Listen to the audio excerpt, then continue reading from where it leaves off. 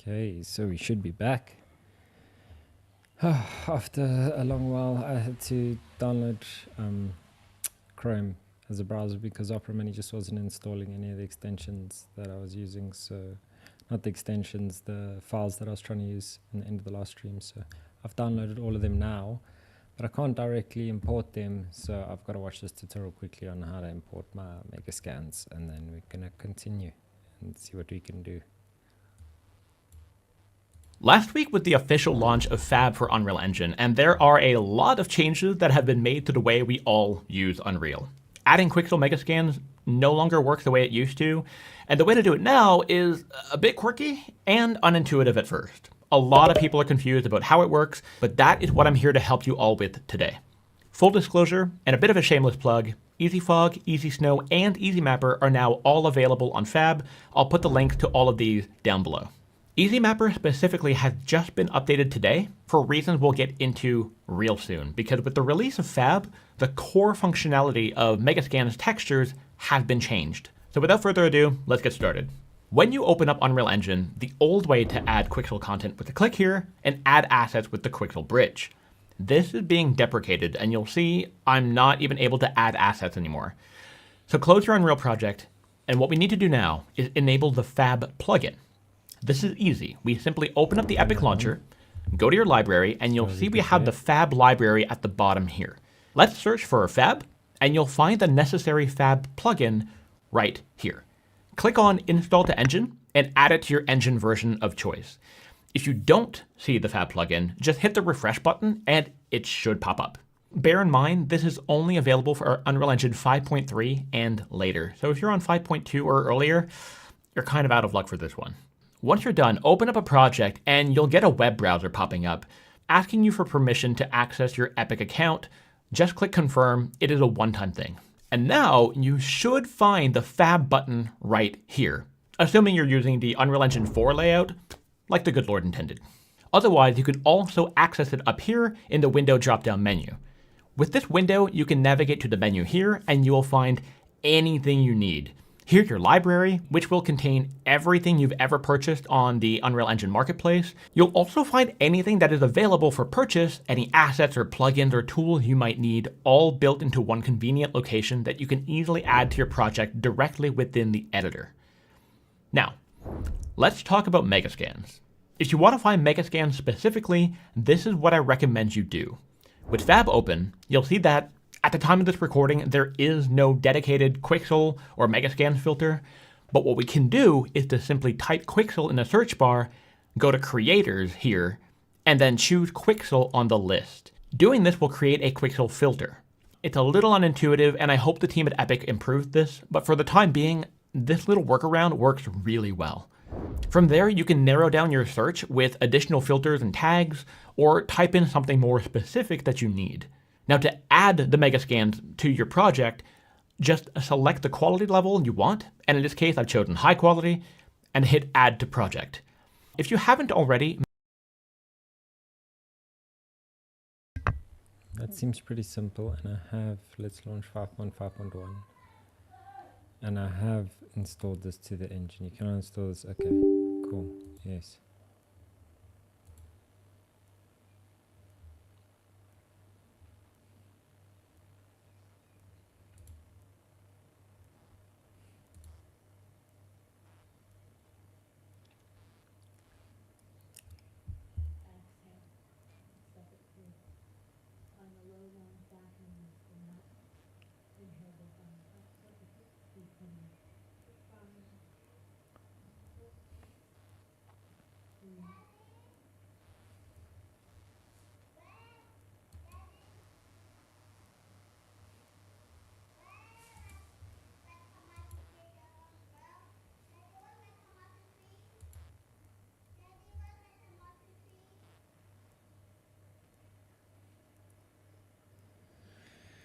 He said one opening, and I don't know where upon opening, but hopefully this window pops up.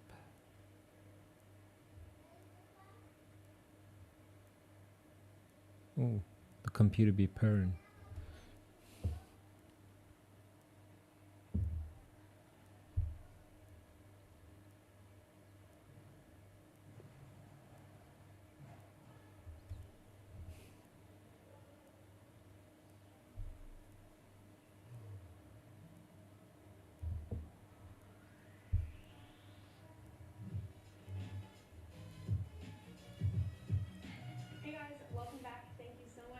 Oh.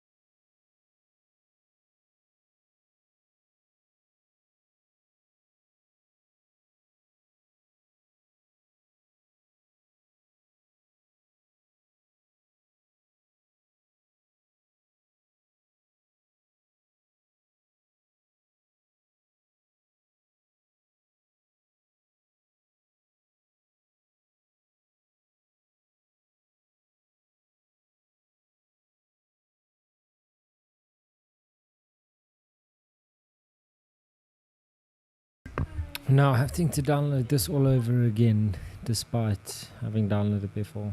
But at least we've gotten Fab working now. So now we can add this and get started with the project. That's what I want to end up with eventually, including the skybox, maybe something a bit more warm. But no, I actually really like this lighting. We'll see once all the textures are in. So I think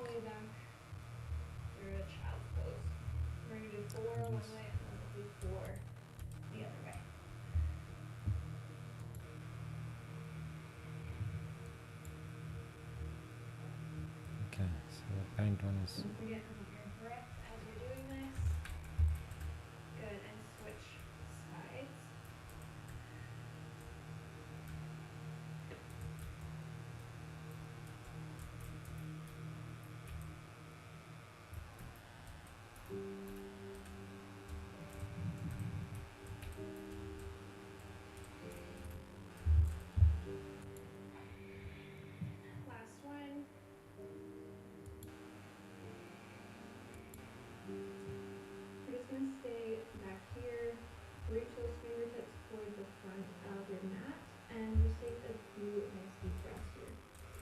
okay, so I want to flatten a certain area. There should be a play area that's flat. Can maybe do it. So brush eyes.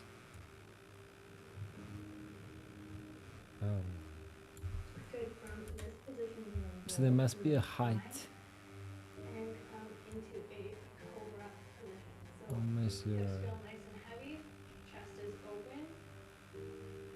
No, but that's still.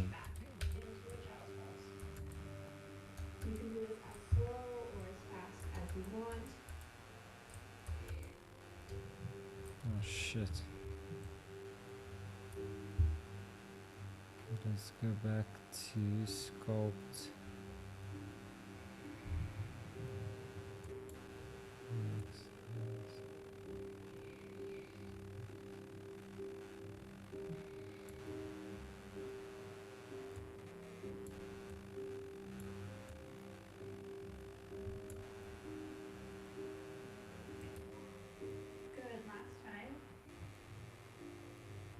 Cool.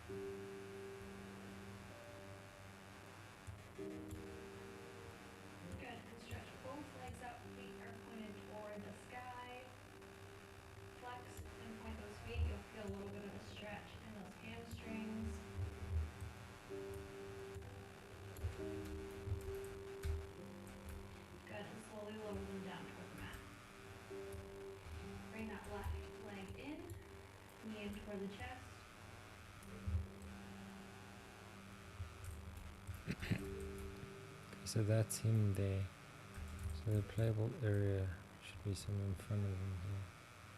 So we go flatten again. No, not that big. Just like this.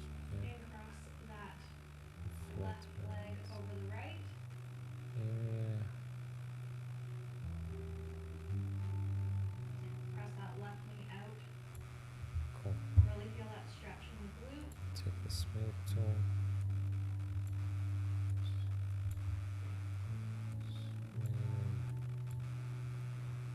Smoothen some of this.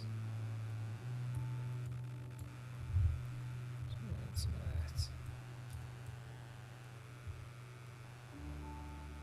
And both legs straight. Feet toward the sky. From there, we go right up towards him, down to his level. Ah, there's the playable area in the flat space. Okay. Lower your legs down. We can maybe have the photo shooting area be up here. This will be the main like little hill. You're gonna come through plank. So Push yourself up. Now both feet in toward the hands. My hands are directly in front of my feet, sculpt. and my upper body is pressed into my quads. I'm bending, and then we're gonna stretch all the way up. If this is too Too much for you, if the strength stretch is too or much, minimal you can strength. just hold to where it feels comfortable for you. Your legs don't have to be all the way straight.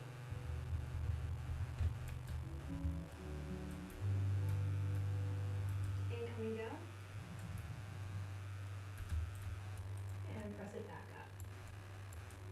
Let that neck go. Release any tension in your upper body. You can pedal the feet out here, bending one leg at a time. Okay, it's actually cool. I like sculpting like this. Smoothing it off. Good. Last time, bend those legs. This time you're gonna come up for a halfway lift, so draw those hands up in front of the shins. Keep your gaze looking forward, nice flat back. How do I Stretch from those hamstrings.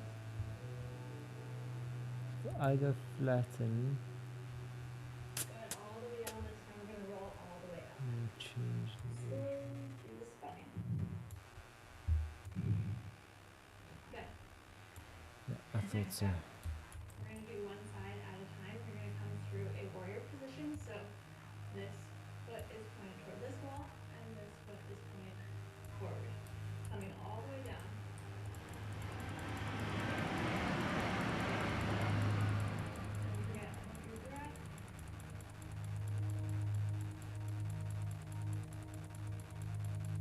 On your next inhale, one leg comes down toward the leg, and the other reaches up and over. Let's see if that worked. Did that work? Sort of. It's sort of defined a path. Yeah. We're gonna go the other way, so like arm goes Oh, but down maybe I low, need to use and this arm reaches up. slope. So let's just go smooth and increase pressure and just get rid of that. Good. And Smooth come it back back together. out. We're sweeping through into a lunge, so both my feet are pointed toward the same wall. Ramp. We're coming all the way How down, does that work? and we're gonna hold here. If this is too much Yeah. for you to hold, arms come down to the leg, and we're just gonna drop that knee, just like so. Oh wow, it actually worked. Good. Place both arms on the inside of your foot, and we're gonna let this knee drop to the side. So you're gonna feel that stretch in your hip. You can untuck your back toes.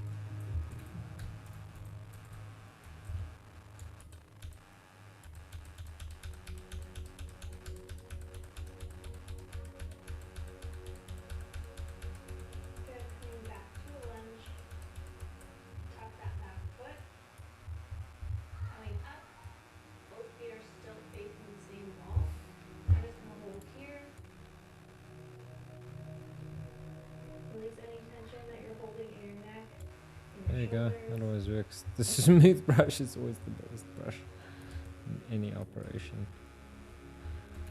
Okay, let's see now. Good. Come through center. Yeah, that's Pull your fine. feet I or like face that. together now.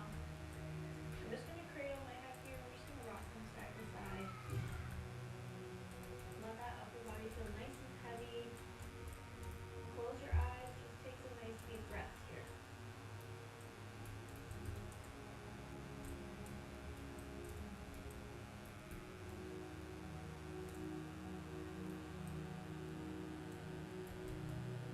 Yeah, it's kind of like a pathway. You can place both hands And I on learned the how to left do foot. pathways and stuff, but I'm happy with that Nice as big the bend in the first knees, sort and of we're gonna roll all the way up. area. You know, if I was as small as he is, Now we're gonna do the same thing on the other side. So should coming be through good. this Can always position, change it later, but for now, I reach think those that is fingertips good. off foot walls, come all the way down in this lunge.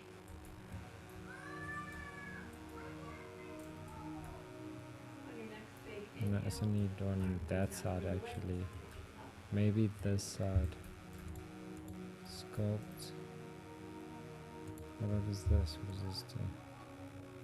Oh wow, that's weird. Good. Inhale back to center. And other way. Slide that arm down the leg. Reach this arm up again. Okay, you can set your own texture. That's cool. What does this do? Oh wow. Okay.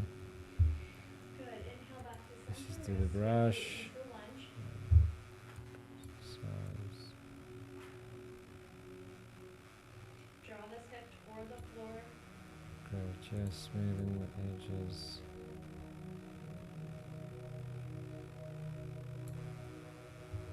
Good. Place both hands on the inside of your foot. Drop this back knee, untuck those toes, and we're gonna let this hip feel nice and heavy. Or the knee feel nice and heavy, I should say. We're gonna feel that stretch in that hip.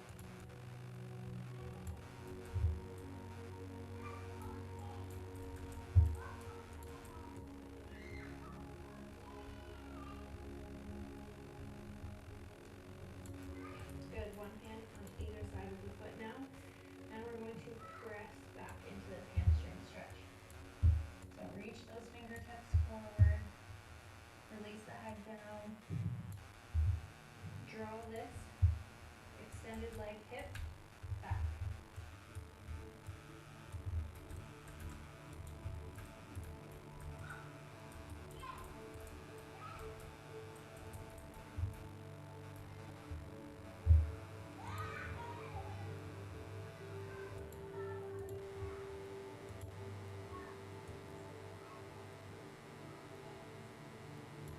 Good. Coming through a lunge. We're going to come up. Stretching both of the legs. Again, releasing that head down.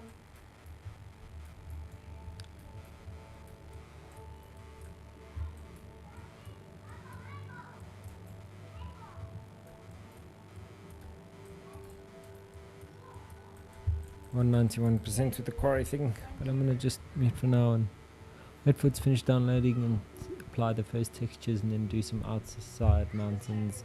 Maybe adjust the skybox a little bit. Your legs. It's not terrible actually, kinda almost looks like a South African sky. If that's a World settings, we should be here light mass, but just a lot. let your upper body just feel nice and soft. And you're just going to feel that stretch in those hamstrings. Take some nice deep breaths. I think after we can get a basic working version of this level, like just maybe some blocking out, which I'm never really good at, kind of just do it, try and do the end result. After we do that, then we can try do the home base. That will be a fun one.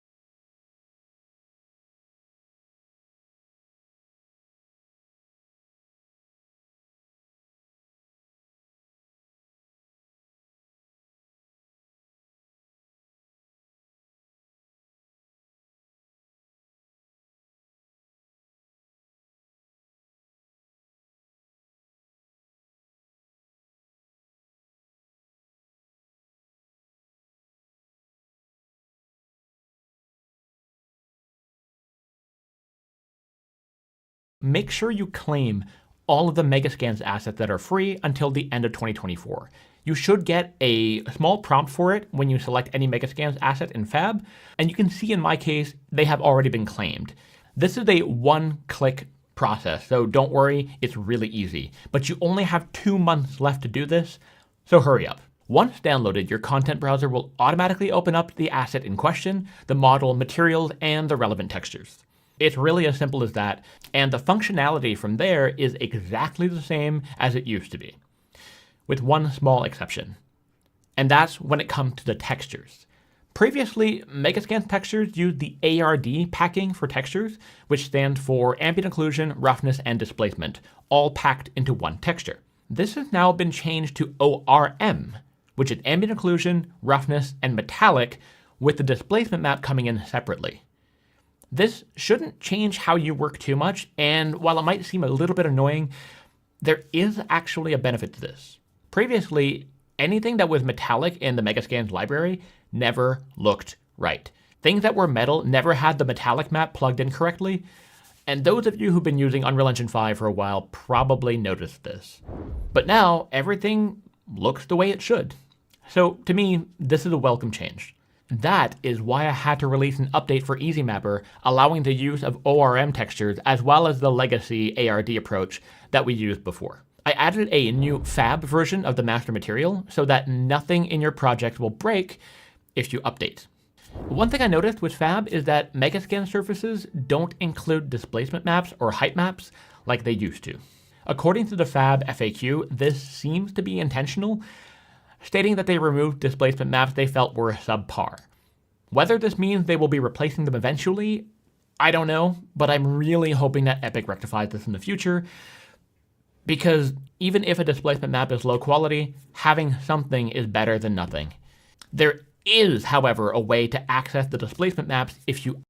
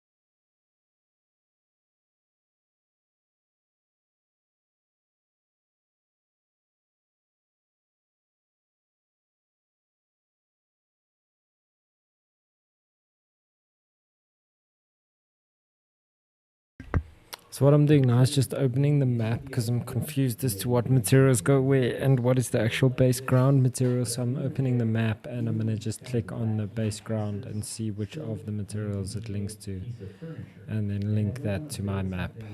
Yeah, and do that for all the assets to get a good understanding of what all the different maps mean.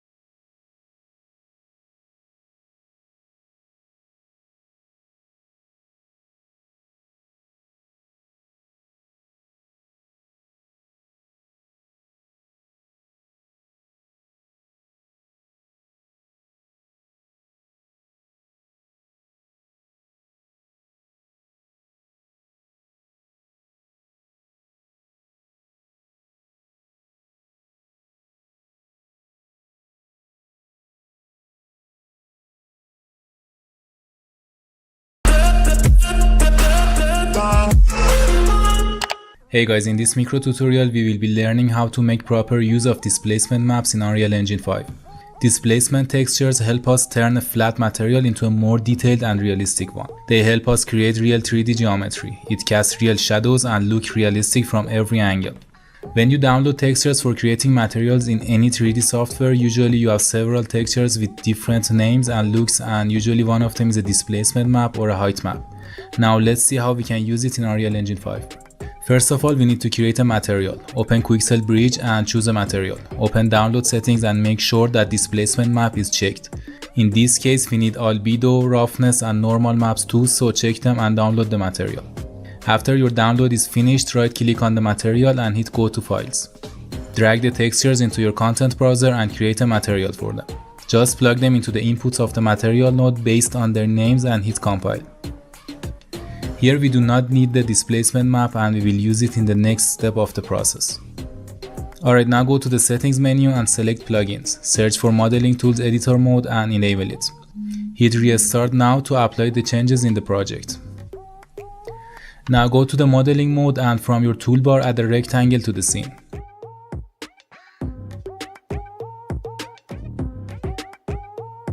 In the mesh ops menu, hit remesh and increase triangle count. The more triangles you have in the mesh, the more detailed and realistic your displacement will look. Assign the material you made to the object and now in the deform menu hit displace. Change your displacement type to texture 2D map and then drag the displacement map here. Now it's looking good, and by adjusting the intensity you can achieve the most optimum result based on the material and the displacement texture.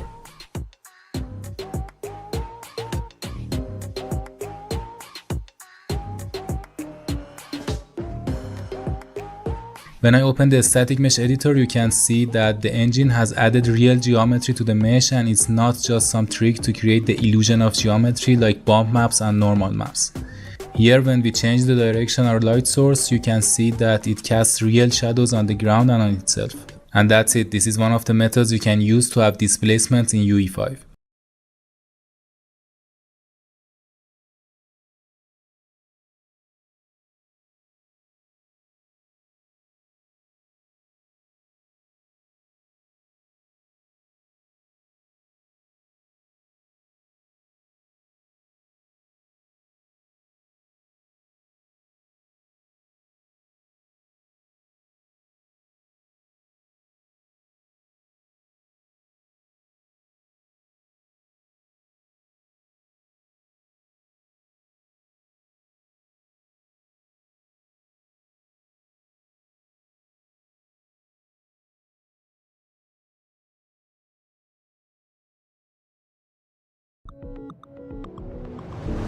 Hi everyone, my name is Gabe Tandy.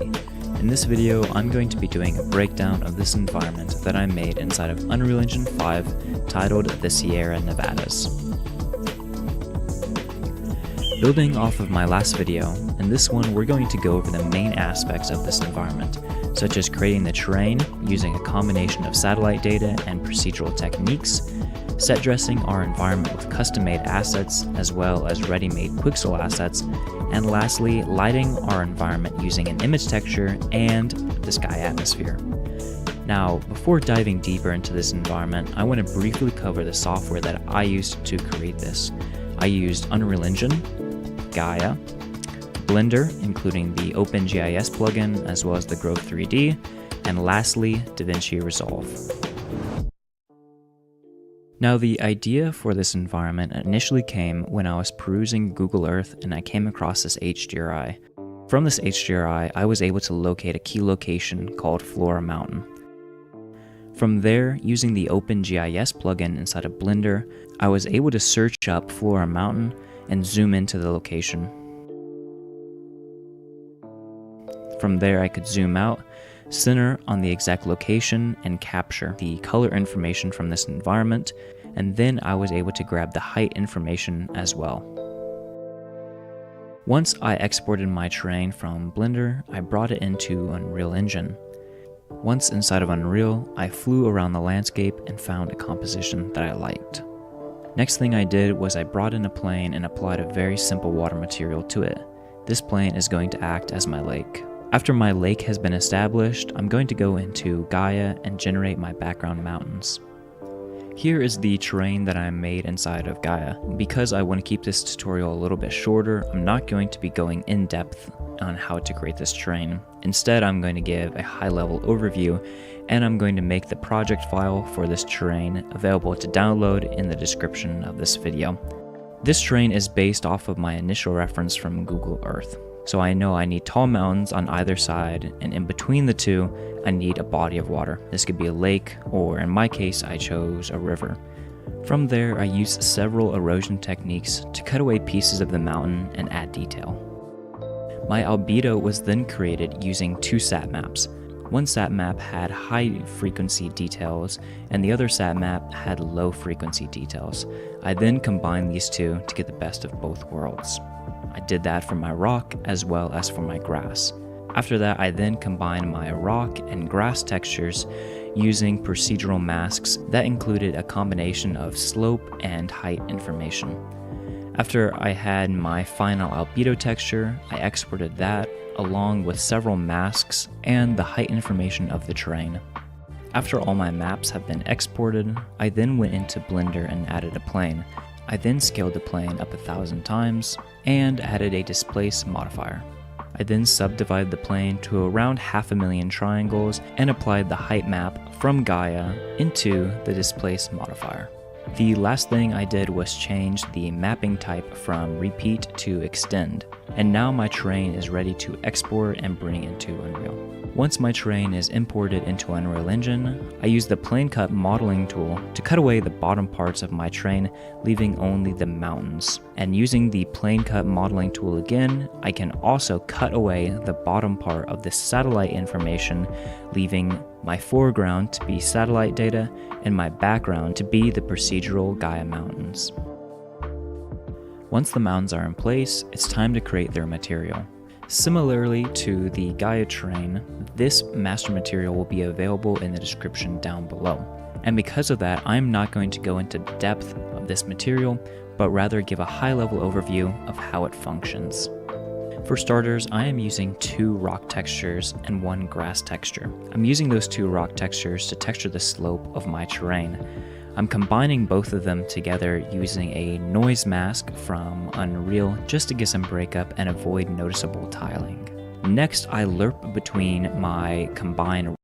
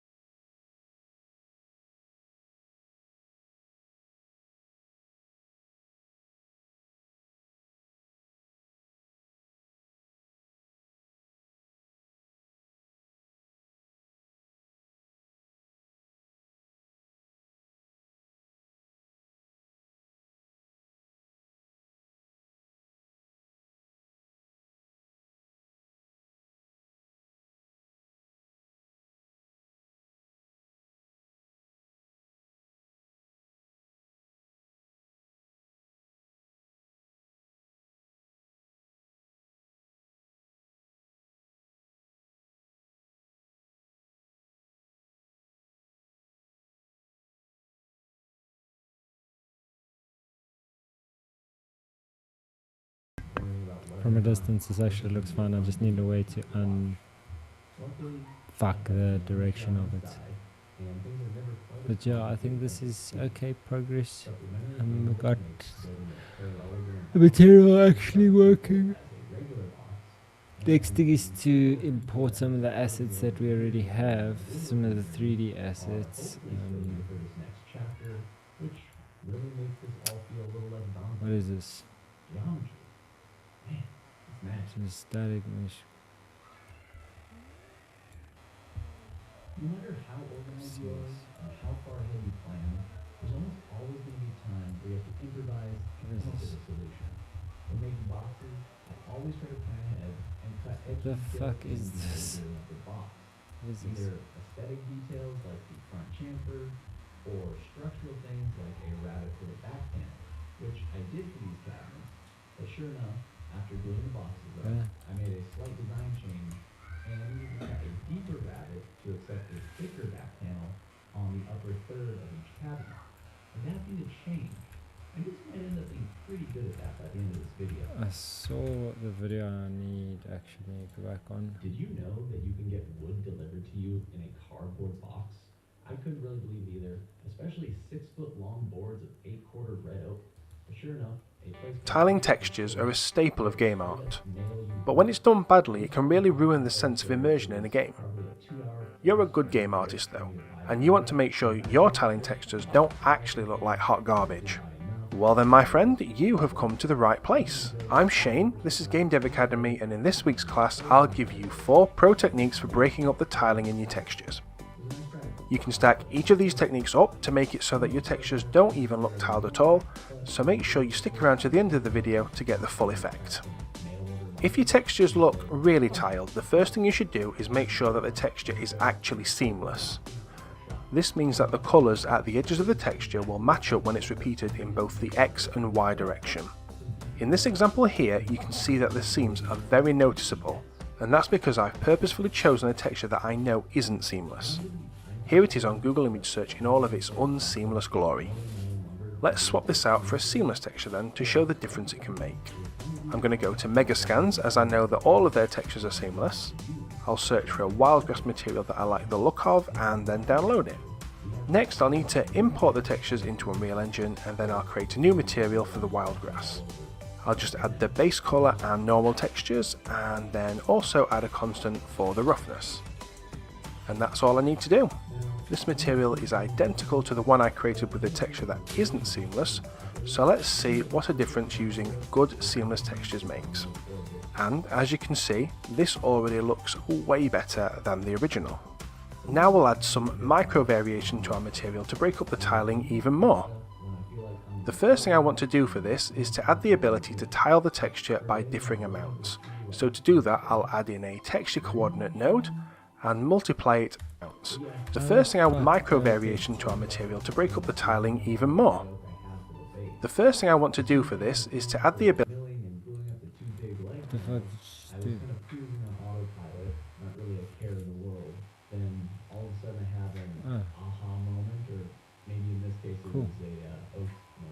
and I realized I wasn't going to have enough wood for the center right. Well, luckily, I